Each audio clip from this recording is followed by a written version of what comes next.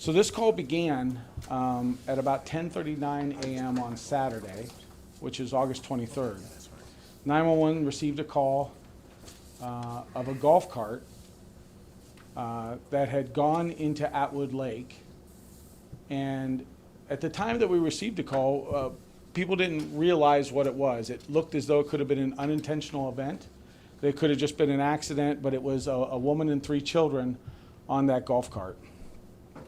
There were actually people, according to witnesses, chasing the lady, the golf cart, through the grass, yelling at her to hit the brakes because they thought it was, careening out of control. We later find out that that's not the case.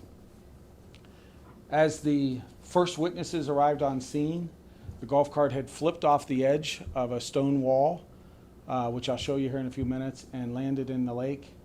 And it was fully submerged, but it was easily visible. The kids, who were 15 and 18, got out of the vehicle and stood on top of it, and then witnesses thereby helped the woman out of the lake. The first witness that arrives to help is asking the woman, does she need help up? And he tries to help, and she suggests to him not to help her, to just pray for her. And that was the first statement that suggested this was more than an accident at that lake. From there, they did pull her out of the water, and rangers were immediately dispatched to the calls. And upon them arriving on scene, they heard some of the same concerning type statements. There was a pretty immediate statement made that she had given her son to the Lord. Now keep in mind, she's there with a 15-year-old daughter and 2 18-year-old sons, and nobody knows what son she's talking about. There's no other child there. And they tried to discern and tried to comfort her. She actually attempted to flee for a minute. She was not rational at that moment. She attempted to flee and hide, and was quickly gathered up and brought back to the scene. They were all taken kind of over to the Atwood Welcome Center, where the rangers began speaking with the children and speaking with the woman, and none of it was just making a lot of sense. There was just a lot of statements that, as we continued to try to put them together, were not rational. Deputies were dispatched to the call about 10:53. I didn't get advised myself until about 11:41. And at this point, they're starting to put it together, and they realize there's a problem. We may have a 4-year-old child missing. That's a statement coming from the mother and then confirmed by the teenage kids that there's a 4-year-old son missing, and that the husband and father is missing. Now, I will tell you, as we all hear that, you can imagine what we're hoping is, we're hoping she's just sick, and that the father's got this 4-year-old somewhere in the campground. Both of them are missing, and that's the hope that everybody's trying to gather information for. When I'm contacted, I ask dispatch detectives.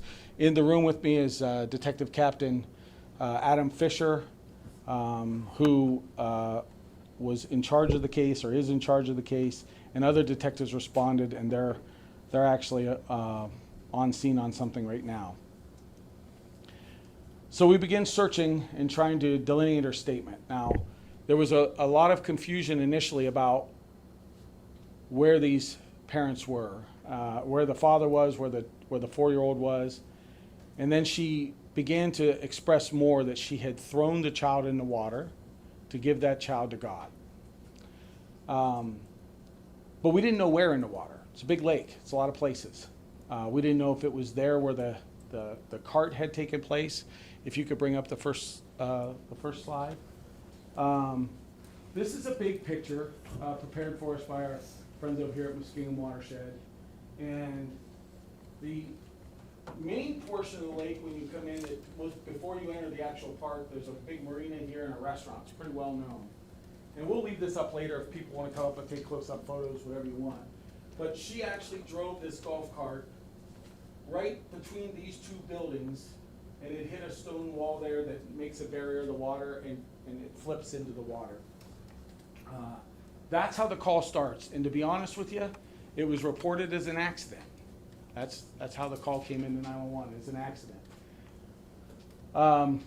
Later on, through some discussions, we learned that the individuals had a pontoon boat that belonged to a family company, and it was on an area that we call the Causeway, or is called the Causeway, and it's labeled there as dock. As statements come out, she suggests that she had thrown the 4-year-old in the water off the dock to give to God. Initially, divers were dispatched to that dock area. Nothing was found in the sides of the dock where the boat was. Divers also were working where the golf cart went in. And then at the very top of the picture, you're going to see a circle that says kayak launch. The only thing that took place at that kayak launch was just prior to the golf cart going into the water. The mother and the children were witnessed huddling very closely, heads touching, praying very intently next to the water by the kayak launch. So much so that it actually scared some witnesses. They thought they were crying, they were emotional, and they didn't know what was going on. That was before the crash or anything. So as the search goes on throughout the day and we're checking bodies of water, we learn about this praying incident at the kayak launch. So we had divers in there as well. That's a very shallow area. It was easy. It was an area that we didn't need to do very much at. But I bring it up because I know the social media community was talking about searching at the kayak. It solely took place because they were praying there, and it was described as a concerning moment, and we decided to check that water. The actual incident that we're going to discuss here only took place where the golf cart crashed, and then the rest of it at the dock. Captain Fisher, when he was dispatched, I asked him to go directly to the hospital. So you'll notice that there's some time delay before we get involved, and because she was uncooperative, a decision was made to have her taken to the hospital for evaluation. Her statements were radical.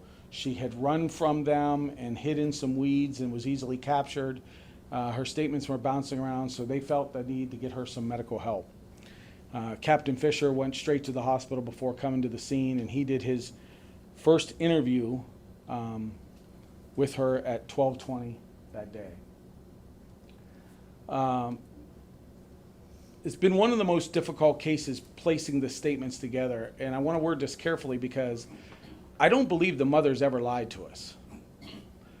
But the statements not made sense a lot. And then in a second interview, it made a little more sense, and then we were able to add pieces from the 3 children. We were able to kind of paint a picture.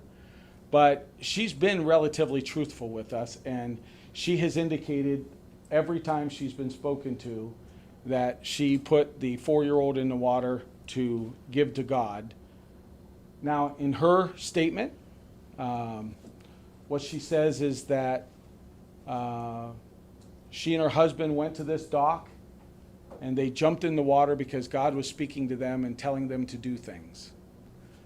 Things to prove their worthiness to God, to show their faith as complete.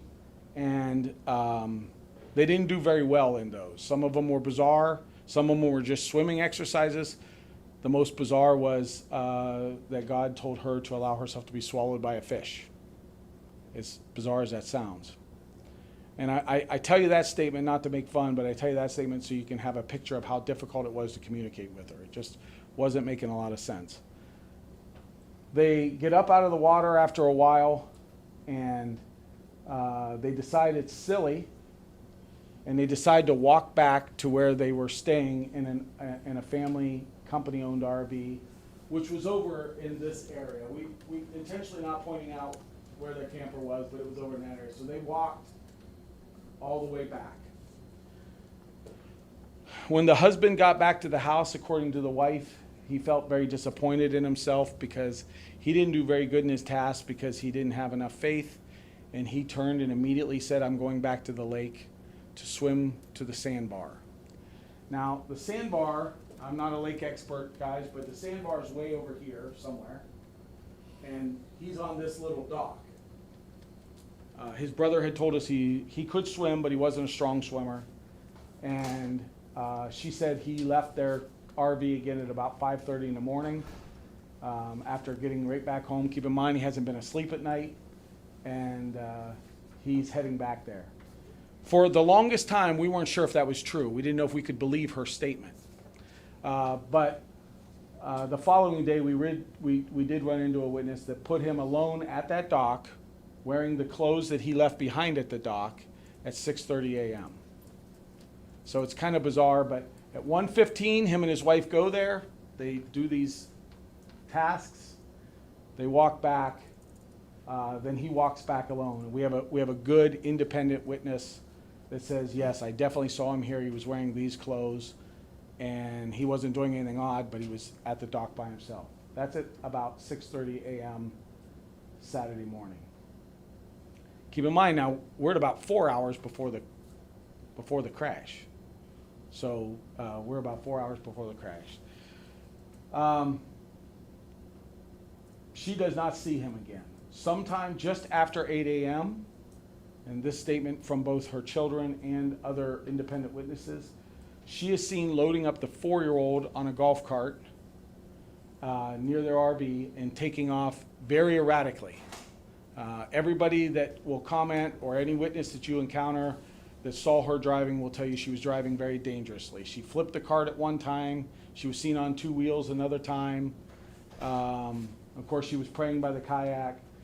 And she left. The children saw her leave with the 4-year-old. And then a while later, she came back. She states that she went to the dock and that she threw the 4-year-old in because that's what she needed to do as an offering to God. She drives back to her camper. She picks up the 15-year-old daughter, drives her back to the dock, and makes her get in the lake, and leaves. She drives back one more time, gets her 18-year-old sons, or twins. They come back, and she makes them jump in the lake to do some tasks, and they do. They all survive. They climb out of the lake. And at one point, according to the children, she makes them all lay down on the dock with their hands in the water to pray for their little brother and father because they were gone and had gone to heaven. We have divers now focused in a couple of areas, but our main concern is the dock. It's pitch black underwater. I'm sure you've all experienced swimming in a lake like that. So it's all by feel, it's all by sonar. But at 6:03 p.m., divers located the 4-year-old only about 10 feet off the dock, and at that time, he was on the bottom of the lake. We continued searching till about 9:30 p.m., and we had to end the search due to darkness. At 9:44 p.m., Captain Fisher went back to the hospital for a second interview with the mother, and she was able to provide some slightly additional information, which I've already given to you, which was about the husband leaving on his own at 5:30.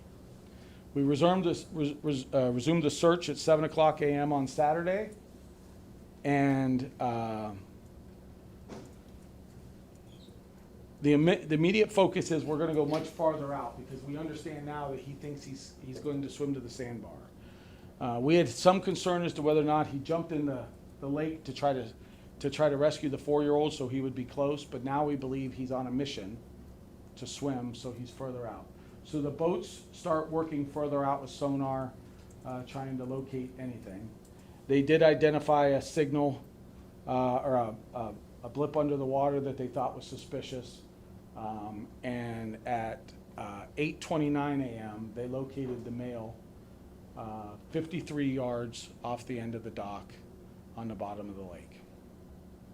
And the divers are both telling me in both cases that the bodies were completely rested on the bottom of the lake. For us, obviously the recovery efforts end, but for us, the search warrant continues.